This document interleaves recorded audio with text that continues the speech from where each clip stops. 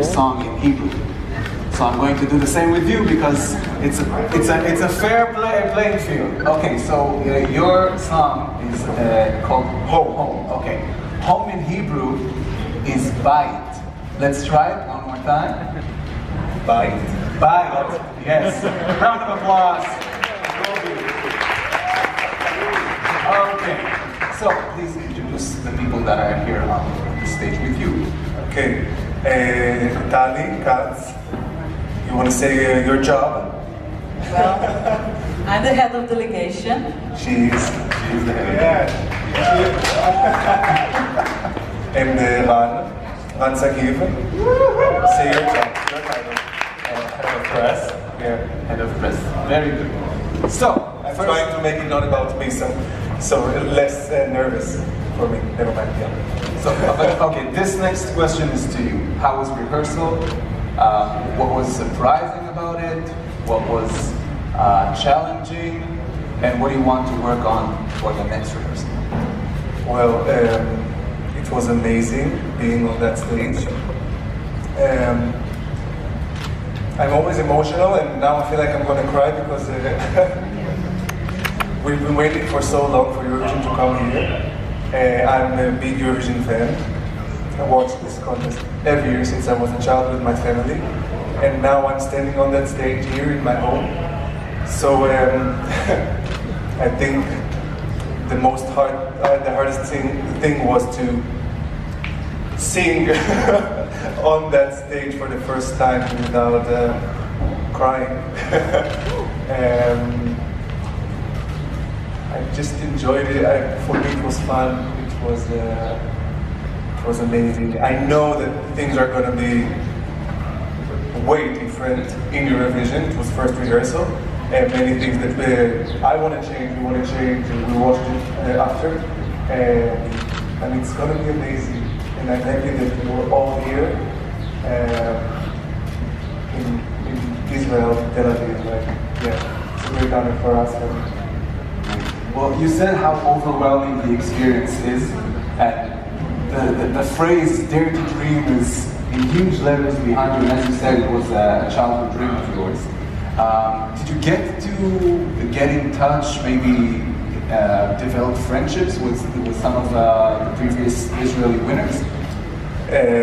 Yeah, actually I was selected in Rising Star for Eurovision. It's a reality show, and Arel Skad and Shige Memon, they are the judges in this contest.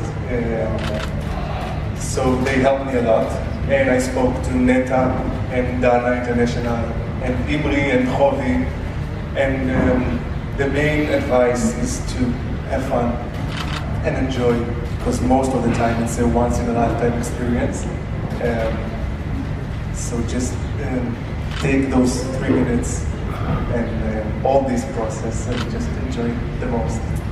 Amazing. Well, every representative of a country in this contest gets a lot of press and a lot of attention, especially if you're a host. If you're a hosting country, is it anything that is too much for you with all this attention, or is this all you dreamed of and you're just enjoying the moment? I did an interview 2 weeks ago, and the guy asked me what I wanted to be right now, a singer, and I said that I'm a guy who likes singing. So for me, it's just about sing and create and do my art and maybe change something with it. And you asked about all the people around me. Yes. And I assume it gets harder and harder as we come closer to the contest to walk the streets like a normal person. I know sometimes it is hard, but I'm taking a step back and looking at what I have, and it's so much love, and people support me, and it is all I ever dreamed of. Not the attention, the people paying attention to me because of the way I sing, the way I deliver my art, and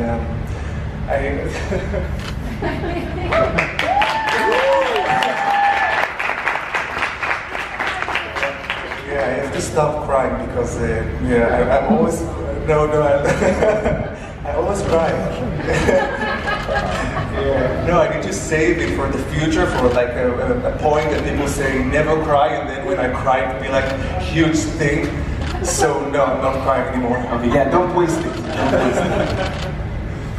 Okay, let's go for a few questions from the audience, and then we can keep talking. Yes. Microphone. Hi, nice to meet you. Hi, nice to meet you. I'm Shani from Confernce, Israel. Israel, where's Yes. that? It's a magical place, Okay. actually. You should come and visit sometimes. Maybe if you win this year Eurovision, I'll come. Oh, do that. So my question is about the song, because we heard that it's a bit different from what we heard so far in the video clip. So I just wanted to ask you, how do you feel with the new ibud? How do I say it?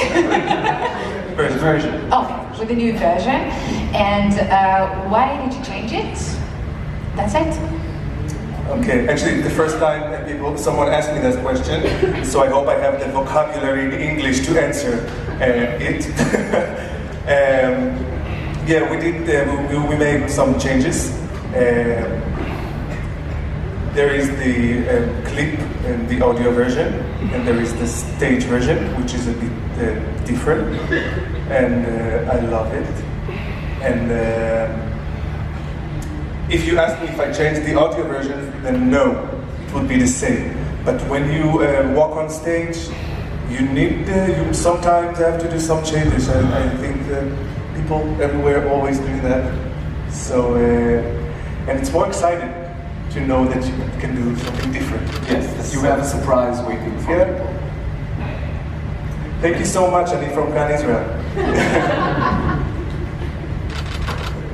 Hi, Kobi. Alistair Birch from Europhile Australia. Can you tell us the story about how your girlfriend inspired you to enter Next Star for Eurovision? She is my friend, not my girlfriend. I said, oh, I have a girlfriend. Her name is Shani. I met her when I was 6 years old. And I studied acting. I just love her so much, and now I'm talking about her. And I won't, because she's alive, and it's like I'm taking about no one. She's alive.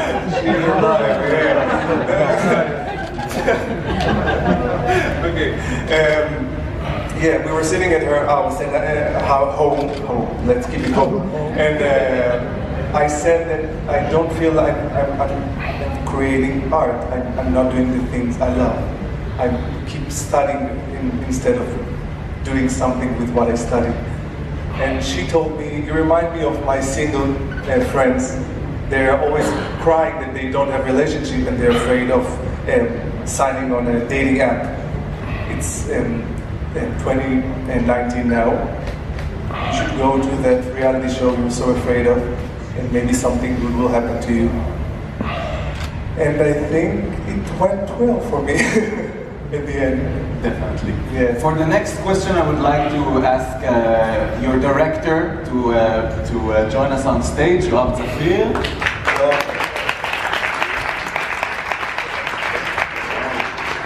Don't cry. Don't hug him too much, he'll cry. Okay. Yes, please. Hi, Lana Mitchell, paper confiscated Mr. Belarus. My first question, today, as a presenter, we saw wonderful rehearsal. And if Israel will be the winner this year, are you ready to be the host of the Eurovision 2020? Yes. That's it. The second question, do you have some mascots which help you in your life and in your musical career? Again. Do you have some mascots or talisman which help you in your life and in your musical career? Mascot. Kamea. Yes. You have a kamea? It's for me, that question. I thought it's for you. So ask it again. No. Next year. No, I was joking, it's okay. anything yet? No, okay, see. Never mind, sorry. Actually, my mascot is my mother. Now I will cry. Your turn. I always, people ask me if I have something I do before walking on stage, write food or all those things you do before walking on stage. So I always call my mom, and if I cannot call her, so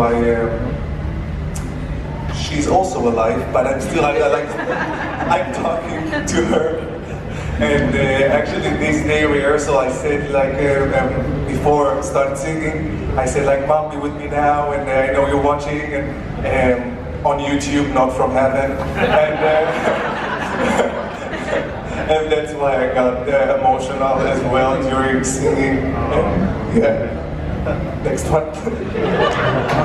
Yes. Hi, I'm Itai Stern from Alex. Nice to meet you. Hi. And I saw that you responded in the social media to some of the responses you got after you published the song. And it was kind of interesting to see because you were emotional about the responses. Not all of them were so sympathetic. And I wanted to ask you, also you got this Eretz Nehederet, this satire show, this character that they made out of you. And I wanted to ask you, how did you feel about all those reactions after the song came out? Wasn't it hard for you? It was not hard, it was weird seeing myself on Eretz Nehederet. It's like SNL, Saturday Night Live, but in Israel. I actually loved it, and I laughed so hard, especially when they also did me and my mom as well. And, and she told my sister, look at her. She said, Mom, it's you. And about the comments, actually I kind of liked it, some of it, because it's a piece of art and people should talk about it. If you want to change something and do something with it, you know that you're going to get criticized for the good and for the bad. I love what we did. I love what we have. I believe in it. No matter what will happen, I know that I have this thing with me for the rest of my life, and I'm so happy about it. And that's it.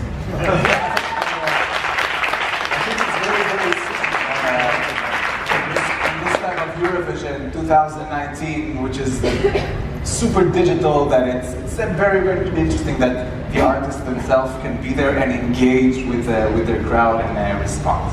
Yes, please. Hello Kobi, it's JP from Radio International, from Galaxy 105. I won't say the country, but we met in Madrid for an interview, and before you mentioned you're a big Eurovision fan yourself. Can you tell us who is your favorite Eurovision song, as well as the singer? Of course. Actually, I said that he already know the answer because he asked me, but I'll say it again. The Eurovision I remember the most was 2005, when Shiri Maimon represented us with השקט שנשאר. I remember I stopped my breath for 3 minutes and I just wanted her to succeed. She was amazing. And then I saw Kiera from Malta. She went on stage and she sang the song Angel. And I was an overweight child, and I watched her on stage. She got the second place that year. She won the second place. It's a win. And the way the crowd accepted her, the way she sang Fearless. I wanted to cry, but my sister, they cried, and so I laughed at them instead. Always keep the balance. Because I'm not crying. And she gave me so much power, and I think in that point I realized how much this contest, how much this competition is so important, and how many things you can change with just singing one song for 3 minutes.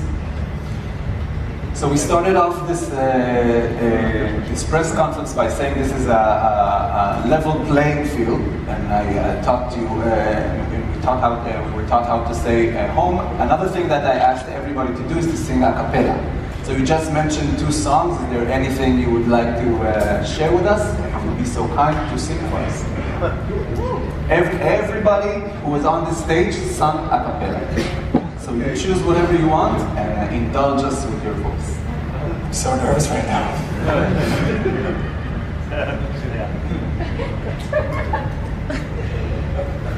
You want backup? You want backup? No. Next time. I'll be your angel in your darkest night. I'll be your destiny, waiting by your side. I'll be the sunshine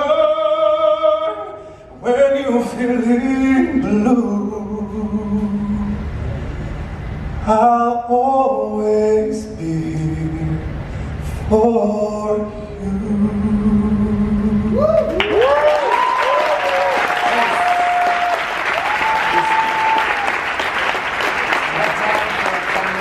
Couple of questions. My apologies to all the Israeli journalists because we don't know each other, and I gave you a shot, and now I'm done with Israeli reporters. I'm very, very sorry.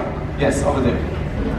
Hi, I'm Simon from Polish Radio Newsletter. First of all, congratulations for such a wonderful voice, really. One of the best male vocalists, again, this year. My question is because in official program, in your note, you read that you lost a lot of weight. How it came? I need advice. No, you look great.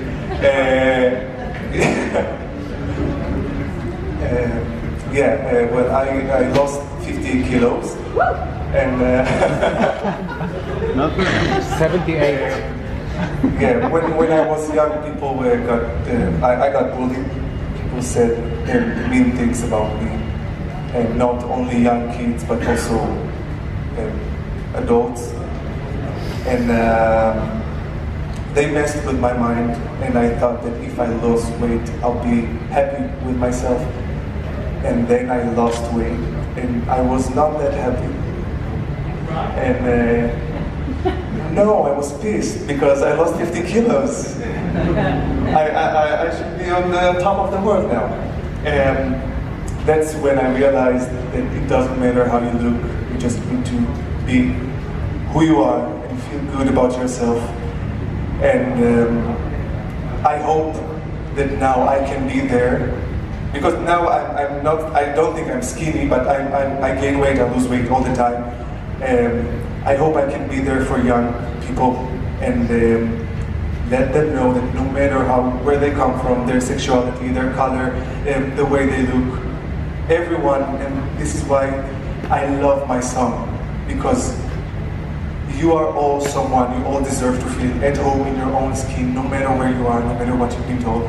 Just stand up for yourself and dare to dream, and your dreams will come true.